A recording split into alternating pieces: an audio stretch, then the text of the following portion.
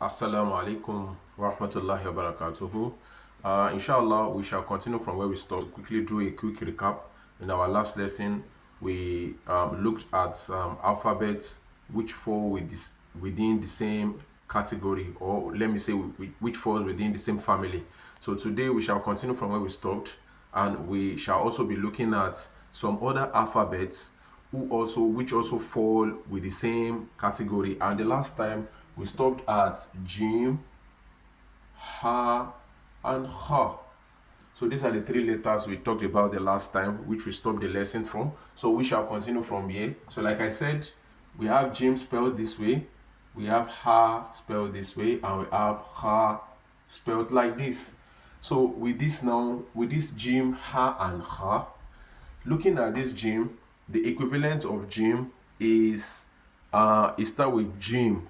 Jim, that's how we pronounce it. We pronounce what? Jim. That is a light J, with a light J. The equivalence will be something like a jar. Jar. So that is Jim. Then the next one, which is Ha. Ha does not really have an English equivalent. It is pronounced this way, Ha, but it is one of the letters that come from the throat. So it is called min hani ha harfun min huruf al halq. One of the throaty letters that you pronounce from the throat, and saying ha, ha. That's how it is pronounced. So it does not really have a English equivalent. So the same thing applies to ha as well. So this ha is also one of the huruf al halq, one of the letters that come from the throat. So it is pronounced what? Ha. So all these three, they fall within the same category. They fall within the same family. So like I said in the last lesson, if they are standing on their own, this is how they are written. But if they are at the beginning of a word, they are going to be written in a separate way. If they fall at the middle of a word, they are going to be written in a separate way. Then if they fall at the end of a word as well, they are also going to be written in a separate way. So for this lesson, so that we do not make it complex, so these are how they appear: Jim, Ha, and Ha. So we need to pay attention to all these three. So the next letter we'll be looking at, which also falls within the same category, we have Dal. This Dal is written like this, and we also have another one that looks like it's called Dal. So these two now, they also fall within the same category. Dal is spelled D-A-L, and Dal is spelled D-H-A-L. So this is Dal, and this is what? This is Dal. So the difference, if you look at it now, they have, both of them, the similarity between them is that they have the same structure. Looking at it, so the structure which goes like this, but the difference then is this one has dots, but this one does not have dots. So like I said earlier, all the letters in the Arabic alphabet, they are unique in their own way. So it means you can never find two letters that will have the same words, that will have the same look. They will always have a distinct look. So this Dal now, there is no alphabet. There is no letter in the Arabic alphabet that looks like Dal. So Dal is like this, and we also have Dal. So now, if you look at this Dal now, so what we can compare this equivalent of this in the English language is something like a dog.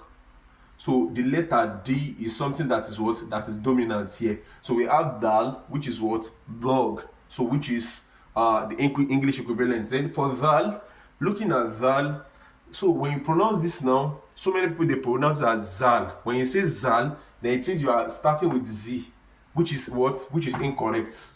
So you always endeavor to start with DH, which is Zal. So this Zal now, like the one we talked earlier in our last lesson, it has the same makhraj. That is the same articulation point with what? With Tha.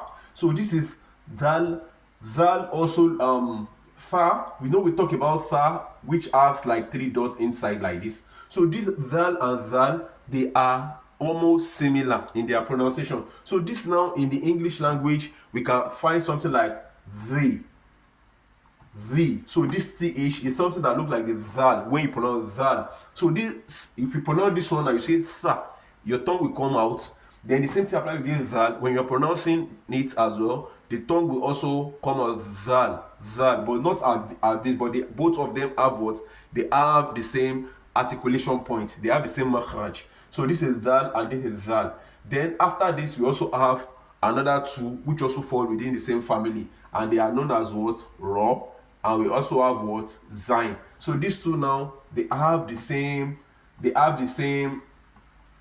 structure, but what? But the difference between them is what? The difference between them is in the dots. So this raw now is pronounced as raw, raw, raw. So you have to roll the tongue when pronouncing it. Raw, raw. So it's like you are pronouncing in English language like roll, roll. So this one is what? Raw. So this one is Zain. Zain is spelled like this. Zain. So Zain. So this Zain now, it also has English equivalent. So the English equivalent of this Zain is what? Is we can say zebra. Zebra. So what is dominant here? What is common here is what? Is the letter Z. So this is Ra and this is Zain. So let's quickly do a recap. So like I said earlier, so we have Jim, Ha and Ha. They fall within the same category, the same family. The difference between them is that Jim has one dot underneath, Ha does not have any dot at all, and Ha has what? Has one dot on top. So if you look at Dal and Dal as well, they have the same structure. They fall within the same category. They have the same structure. The difference between them is that Dal does not have any dots, but Dal has what? It has one dot on top. So we also have Ra and Zain. This is Ra and this is Zain. So Ra now has what? Ra is something like this. It's like a curve, something that comes from the top like this and curves downward like this. Then the same thing, we also have something that looks like it because they are in the same family. So the difference is that this Ra does not have any dots at all, while this Zain has what? It has a dot. So if you pronounce this Zal and Zain now, so many people they mix it up. But the difference between them is on this one is Zal, not Zal. It doesn't start. This one does not start with Z. But this one starts with Z. So that is different between them. So now with what we have learned earlier, we can just take some words. So like we said, when we learn these letters, it's also good for us to also choose some word as well, so that we can memorize some of the mufradat, some of the vocabularies in the Arabic language, and this will make it easy for us to understand this language on time. So now we have just learned these four now, which we have added to these three, and we can form some words from it. For example, we can form like something like khubzu. We have learned kha, which is this. Then we take ba from the last class. We said ba looks like this. It has one dot under. It looks like a keno, and it has one dot underneath. Then we can take this Zain as well. So this Zain, then this one abdomo. We are going to learn about this. These are part of the vowels that we shall be learning later. We have some vowels in the Arabic language. We are going to learn later. So this kha now, this one has domo, this one has sukun. So this is khubzu. So khubzu in the Arabic language means what? It means bread. This khubzu means what? It means bread. So we can also choose some other ones, maybe like taking jim and dal now. Say jim and dal. So I don't want to if I need to match this, normally this one and this one, they are meant to be matched together. But if it is matched, then this one will not be written like this. So like I said earlier, if it's standing on its own, it looks like this. But when it is starting a word, it means it is joined to the letter next to it, then the shape will change. It will not be like this again. But I don't want us to mix it up for now. So we have something like this. When we have something like this, so Jaddu. So Jaddu means what? It means grandfather. Grandfather. Then this one now, we can still change the meaning. We can still change it. That's why in the Arabic language we need to be very careful when it has to do with the vowel, because if the vowel changes, then it will definitely change the meaning. We can also talk of something like Jiddu. Jaddu is different from Jiddu. Jiddu means seriousness. So Jiddu means seriousness, while Jaddu means grandfather. Let's also take some other words, maybe like taking Jim. We can take Jim and Dal again. Then we call something like Jadid. Jadidun. So Jadidun means what? It means new. Jadidun means what? It means new.